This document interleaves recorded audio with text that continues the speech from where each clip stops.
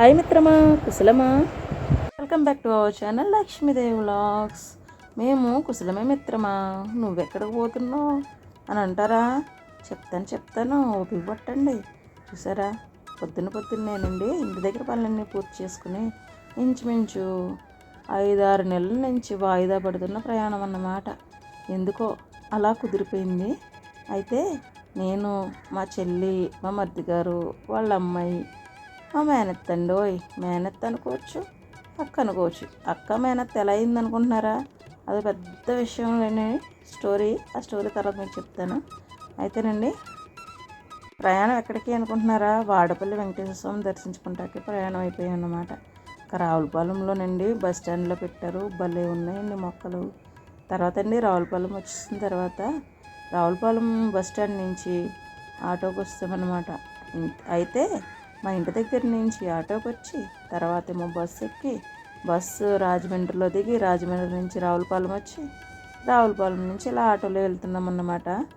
అయితే శనివారం మాత్రమే వెళ్ళాలి అంటారు కదండి వాడపల్లి వెంకటేశ్వర స్వామి దర్శనానికి. మేమైతే శనివారం పెట్టుకోలేదండి. చాలా రష్గా ఉంటుంది.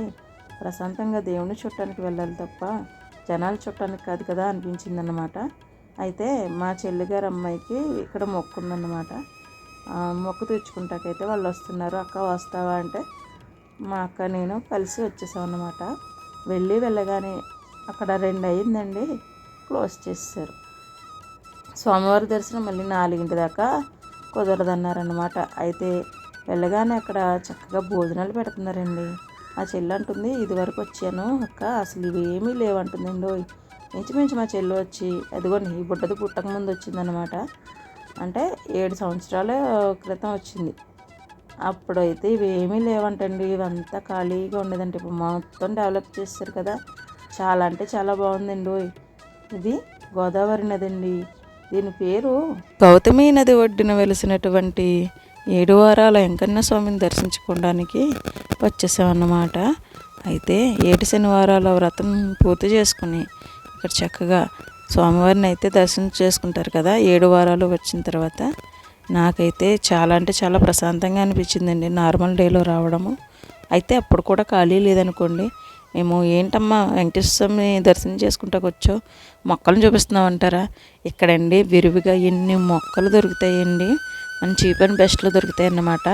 మనకేంటంటే మొక్కలు పిచ్చి కదా, ఎక్కడున్నా అట్రాక్ట్ చేసేస్తాయి అన్నమాట. అటు వెళ్ళాల్సిందే, అడుగు పడాల్సిందే. ఆ అడుగు పడి అలా మొక్కల్ని చూసుకుని రావాల్సింది. కాకపోతేనండి ఇదంతా వచ్చేదేంటి మనకి ఫుల్ ఎండలు కదా అని చెప్పేసి ఇంకా మొక్కలైతే తీసుకోలేదండి.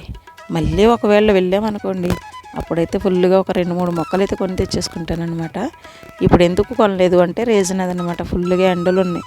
ఉన్న మొక్కల్ని ఎలా కాపాడుకోవాలరా దేవుడా అని వేదన పడుతుంటే ఈ వేదనలో వాళ్ళకి ఎందుకు భాగస్వామ్యం చేయాలని చెప్పేసి నర్సరీ దగ్గరే వాళ్ళు అయితే క్షేమంగా ఉంటారని చెప్పేసి అక్కడే వదిలేసి వచ్చేసామండి. కానీ మనసు రానంటుందండి. మొక్కల దగ్గరే ఉండిపోయిందంటే నమ్మండి.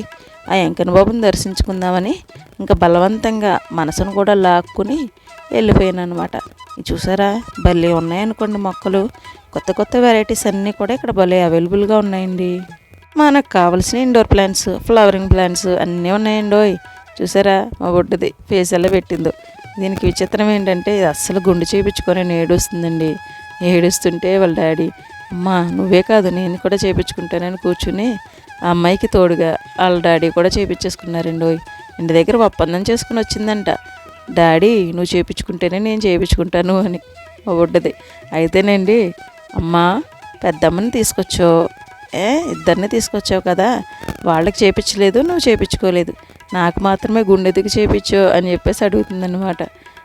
స్వామివారిని దర్శనం చేసుకునే టైంలో దేవుడా నాకు జుట్టు త్వరగా వచ్చేయాలి అని చెప్పేసి మొక్కుకున్నాను అంటుందండి. అయితే చక్కగా 7 ప్రదక్షిణలు చేసుకుని ప్రశాంతంగా స్వామివారిని దర్శించుకున్నామండి. ఆ చుట్టూ కూడా చాలాసేపు అన్నమాట తిరిగాము. మొత్తం ప్రశాంతంగా చుట్టూ గుడి ప్రాంగణం అంతా కూడా తిరిగి లోపల స్వామివారిని కూడా మనస్ఫూర్తిగా దర్శనం చేసుకున్నామండి. చాలా అంటే చాలా బాగా జరిగింది. తిరిగి వచ్చేటప్పుడు చక్కగా అక్కడి నుంచి అండి రావులపాలెం బస్ స్టాండ్కి అయితే బస్సులు అవైలబుల్గా ఉంటున్నాయండి. ఆ బస్సు ఎక్కేసి అయితే వచ్చేసాము. చాలా అంటే చాలా తక్కువ అండి. బస్సు టికెట్ కూడా 20 రూపాయలు అనుకుంటా, అంతేనండి. తక్కువ ఖర్చుతో కూడా భలే వెళ్ళొచ్చేసాము. మాకైతే ఇంకా ఫ్రీ బస్ ఉంటుంది కదా, ఫ్రీ బస్కి ఎక్కేసి వెళ్ళిపోయామన్నమాట స్వామివారిని దర్శించుకుంటానికి. అక్కడి నుంచి అయితే మహా అయితే ఒక 50 రూపాయలు ఖర్చు అయింది. అయితేనండి ఏమన్నా షాపింగ్స్ అవి చేసుకుంటే మొక్కలు అవి కొనుక్కుంటే ఇంకా ఎక్కువ ఖర్చు అవును అనుకోండి. 7 వారాల వెంకన్న స్వామిని చక్కగా మనస్ఫూర్తిగా దర్శనం చేసుకుని వచ్చిన తర్వాత అండి ఫోన్లు హ్యాండ్ ఓవర్ చేశారన్నమాట. లోపలికి వెళ్ళేటప్పుడు ఫోన్లు అయితే తీసేసుకుని ఇంకా బయట గుడి ప్రాంగణంలో కూర్చుని చాలాసేపు ఉన్నామన్నమాట. చక్కగా కూర్చుని తర్వాత కొన్ని అయితే ఫొటోస్ దిగామండి. ఇంకెక్కువ ఫొటోస్ ఏం దిగలేదు, ఎందుకంటే మేము వెళ్ళింది 2కి వెళ్ళాం కదా. 4 ఆ టైంకి స్వామివారికి దర్శనం ఓకే చేస్తే 4:35 అయిపోయిందనమాట. ఇంకా మేము అవన్నీ చూసుకుని మళ్ళీ బయలుదేరేసరికి 6 అయిపోయిందండి. ఇంక ఇంటికి వచ్చేసరికి ఎంత అయింది అనుకుంటున్నారు, నైట్ 10 అయిందన్నమాట. ఇలా జరిగిందండి మా ప్రయాణం. మరి నచ్చిందా వీడియో? నచ్చితే లైక్, షేర్ అండ్ సబ్స్క్రైబ్.